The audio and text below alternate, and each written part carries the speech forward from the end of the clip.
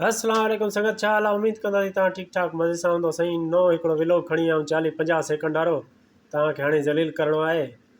Video तव्हां पूरो ॾिसिजो। वाह तव्हांखे वणे त ठीकु आहे, न तव्हां कटे छॾियो, वीडियो मसइलो न आहे। तव्हांजे लाइ किनो हिकिड़ो व्लॉग खणी आयो आहियां मां तव्हांजे लाइ। शीशनि खे मां चयो थोरो हथु हणी वठूं, शीशा बि सफ़ा ख़राबु हुया। तव्हां व्लॉग असांजो पूरो ॾिसिजो, ऐं न वणे त माना तव्हां किथे ट्रांसफर बि न कजो, मसइलो न आहे। तमामु हिकिड़ो 40-50 सेकंड वारो मिंट वारो वीडियो खणी आयो आहियां। ॿाहिरियां बि थोरो रहियल आहिनि।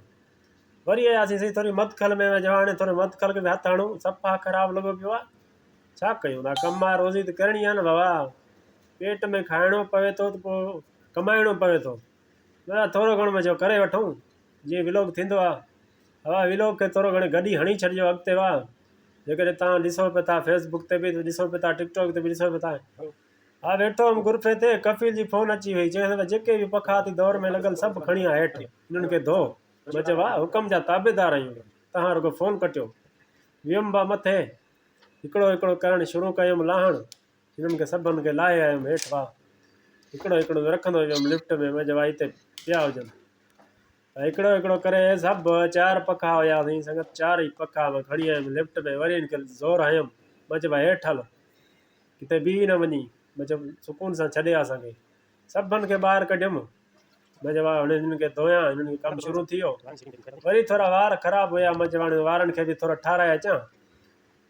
सो इन जे करे वियुमि वारनि वारी जॻहियुनि ते। त भाई हिकिड़ो नंबर लॻो पियो हुते, हमरा वार ठाराए पियो। मां चयो हाणे मुंहिंजो वारो ईंदो, पर पोइ वरी मुंहिंजो वारो आयो। सैलून वारे खे चयुमि, बंगाली खे, मां चयो हाणे तुंहिंजा वार दार ठाह, कुझु दाढ़ी दाढ़ी ठाह। उन्हनि बि हिकिड़ो कमु शुरू कयो, कलियूं दलियूं हणणु शुरू कयईं। कलियूं दलियूं हणई, वरी असीं असांजो दाढ़ी दाढ़ी बि ठाही। पहिरीं चई दाढ़ी ठाहींदुमि पोइ वार ठाहींदुमि। मां चयो सही आहे, ईअं बि भलो आहे। दाढ़ी दाढ़ी ठाहे मन कयईं। मुंहिंजो थोरो वारनि खे बि हथु हण। संगत व्लॉग पसंदि अचे त गॾु हणी छॾियो अॻिते, महिरबानी।